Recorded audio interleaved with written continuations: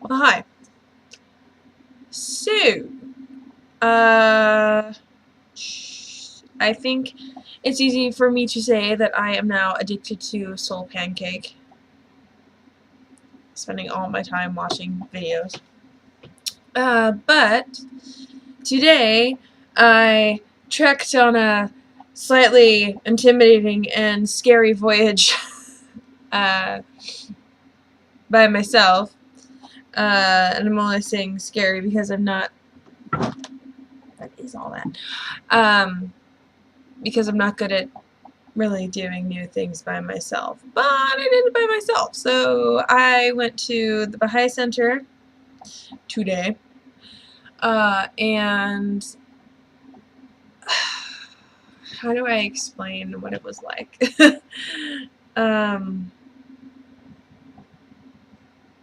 Man, I don't think I've walked into any sort of, I don't want to say just church, but that's all I've ever been to, like Christian church. Hold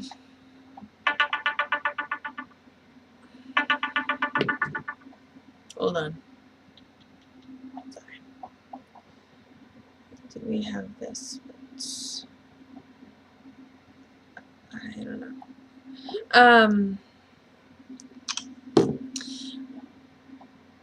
I don't even know how I just phrased what I just said because I feel like that was a millennia ago. This is what happens when I get distracted. But I think I was trying to say that I don't think I've ever been into a faith-like place without feeling somewhat judged by the people. You know, like when you walk in a place and you're like, oh, they're gonna be cool, and then you feel eyes looking at you. You're just like, oh. Okay. Oh my gosh.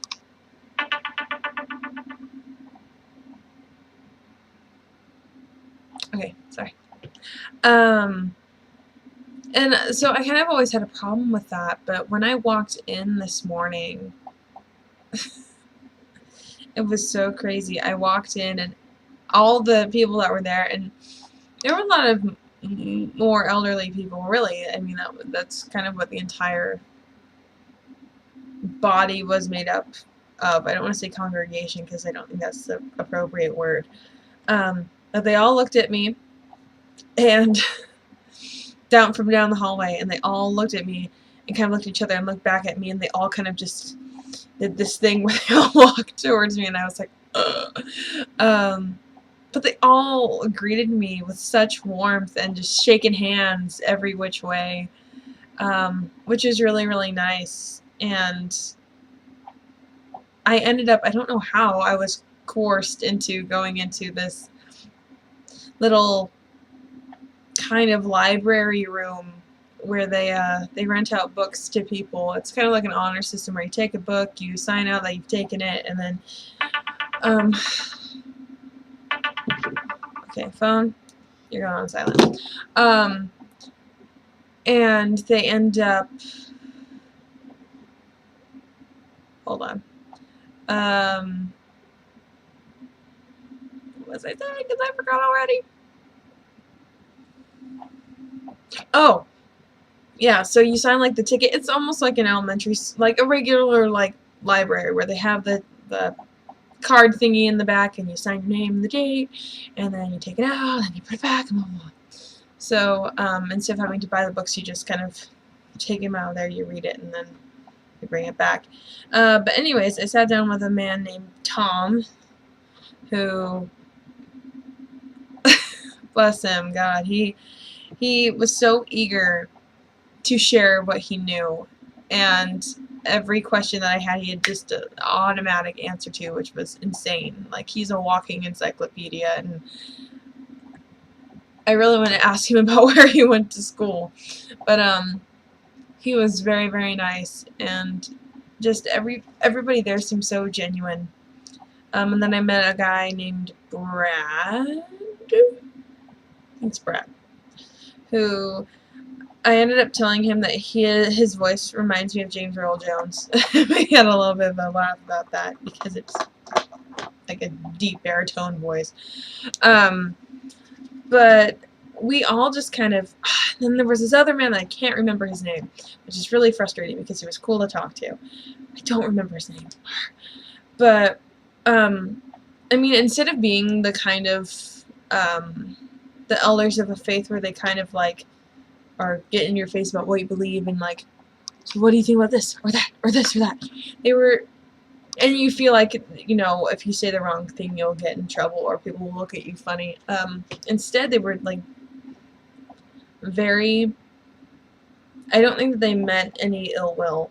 I mean, I didn't get that impression. I didn't feel like any answer that I gave, they were going to look at me funny for giving them, which is amazing. I've never been in a place where people have done that. Especially, I mean, even with my own family, people do that. So to be around a community of people where they're, you know, they're just genuinely curious and they don't really necessarily, where they won't get mad at you for giving a certain answer, makes me feel so good. And then, and so then when the service happened, went in there, and I gotta say, I really like the building, and I don't know what makes it smell so fresh. Maybe they clean the carpets often. I don't know, but the room smelled like it smelled of new building, which is always nice. But there's something about it that was so roomy and just so open, and I didn't feel confined to a space or just even confined to thoughts. And I mean, they had candles on this one table to my left. You know, they had this like little kind of half like semicircle table up against the wall, and with candles, and then like a framed photo of Abdul Baha. And I think what really struck me was the fact that the entire devotional really wasn't just tied to Baha'is. They had people of different faiths, and it's not meant just for Baha'i people. It was open to the public. So people of different faiths showed up, people of different colors, ages. Well, the age thing didn't vary all that much, but definitely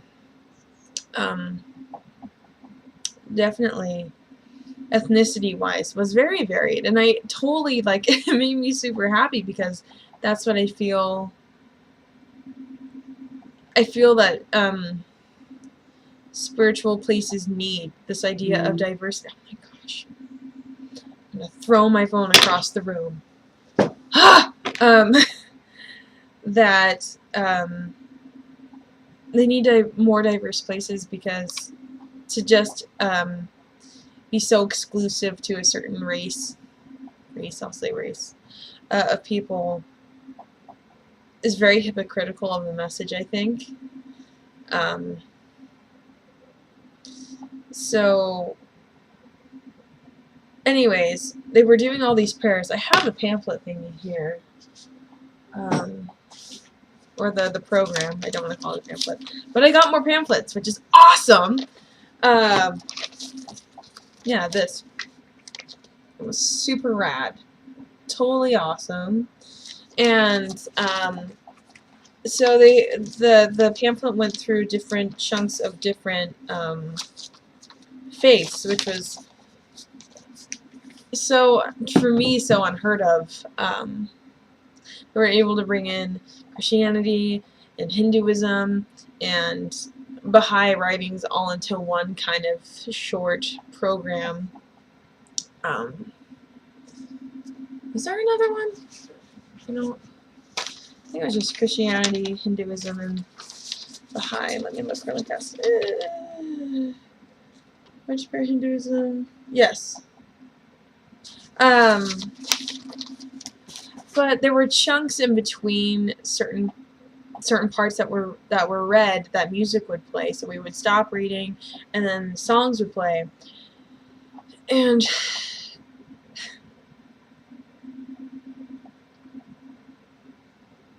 I'm trying to think of how to explain this, because it's so hard to explain something that touches you emotionally or spiritually or in an unknown place. It's just hard to explain. But as the music was playing, I looked around at people and their eyes were closed and there was something just so peaceful and sure about their smiles. And I looked over, I kept looking over at the picture of Abdul Baha, and I just thought to myself, I'm like, if this is what this faith is leading to, if this is what this is meant to embody, this peaceful unity, this harmony with one another, then he's got it right. He absolutely has it right, like 100%. So, and just, I mean, looking at the picture, there was something that's just so eerie and uncanny about how, I keep using the word peaceful, but it's so much more than that, about how, let's see, if I can find a synonym for peaceful, because I can't think of one right now. Let me see. Peaceful.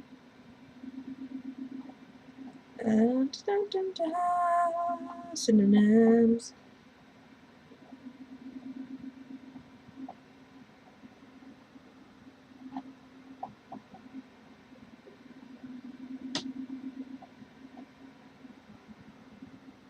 Should I say unruffled? I don't know. Something like that about that photo. And it's not even front on. Like, his face isn't facing you. It's just like a...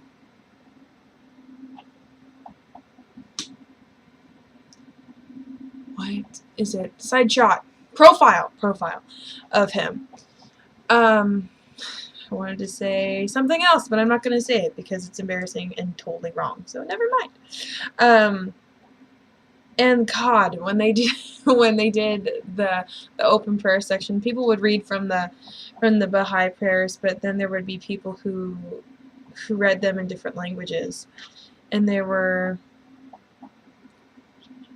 I want to say that they were kind of sing-song chanting in Arabic, I think. And sing-song chanting sounds really bad, like the way that I just described it, but it was so beautiful. I mean, hearing something like that just gave me chills. And then I kept thinking about, how can people deny something so beautiful? How can people deny the fact that, or be bothered by the fact that people worship this way? Or it just made me think of kind of things from what I've heard of other people complaining about, like, oh, these people believe this and blah blah blah. Have you ever been around those people when they worship? Like, are you that dense to see different people of different ethnicities, of different faiths, as being disgustingly bad people? Like, it just, in my eyes, it was breathtaking. So then it ended, and then Tom came out afterwards to find me, and he was super eager to ask if I liked it, which was just absolutely adorable. And I said, of course, like, how could I not? This has been the most unjudgmental, open, harmonious spiritual encounter I've ever had, honestly.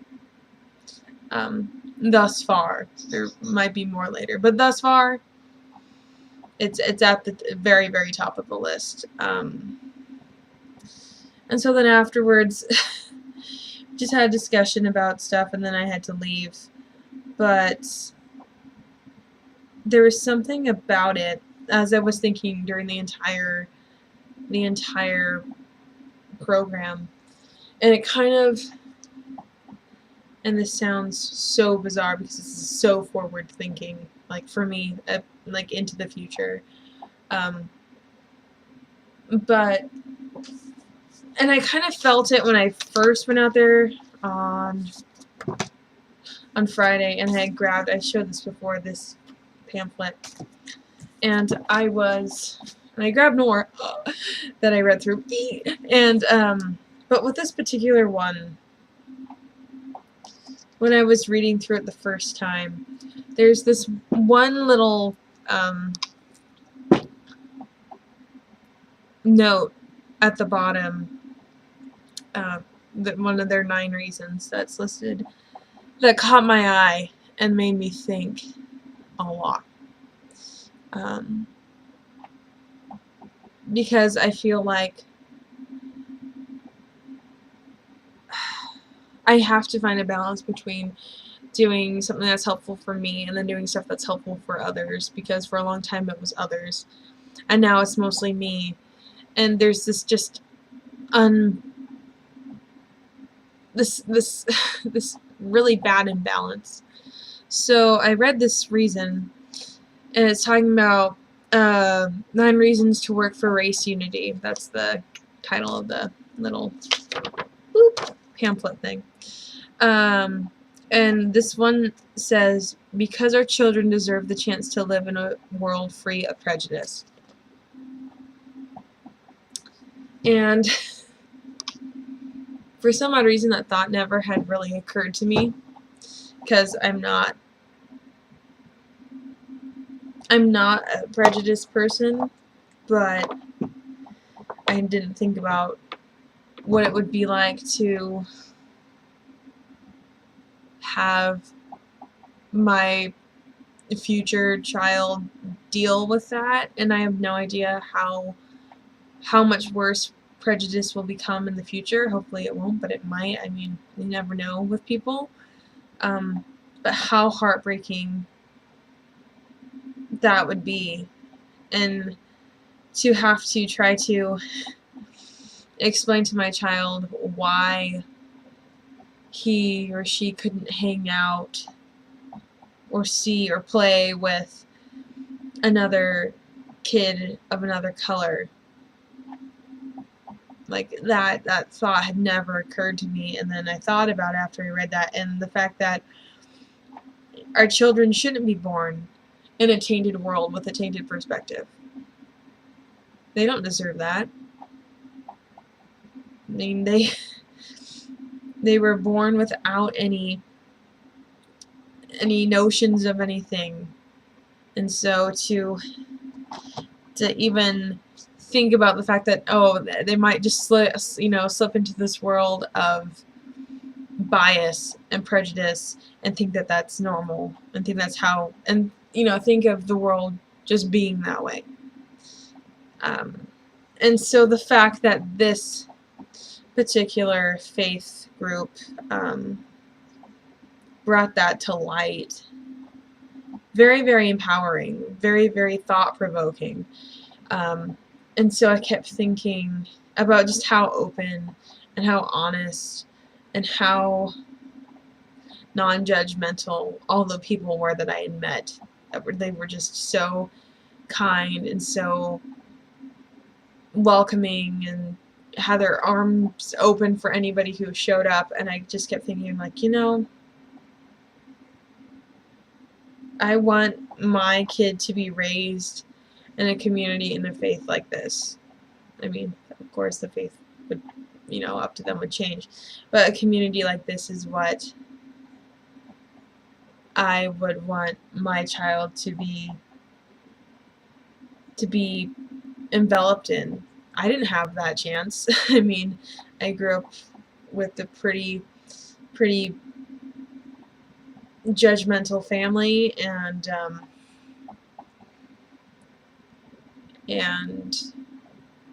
there was always kind of racial tension with the schools that I went to, especially in high school. But when I get to the point where I can choose to be a part of that or not a part of that, or be the kind of person that opens my door in for everybody, then I will be that person. I absolutely will be that person, because I feel like every person deserves a chance, and that every person, no matter where you're from, no matter what you look like, no matter what you do, and I could feel this in the room today, we are all part of the same race, the human race, and we're all part of the same family, and that's how families should treat each other. So, kind of deep, but it was very, very good. I'm so happy that I went, even though I went by myself, which was kind of terrifying, but I'm glad that I did, because I don't think I would have had the same reaction had I brought somebody else with me. I think that it was kind of necessary that I went by myself for me to process what I learned. But I'm excited to go again, and I just wanted to share that with everybody. So, happy Sunday, and I will keep you up to date if anything new happens.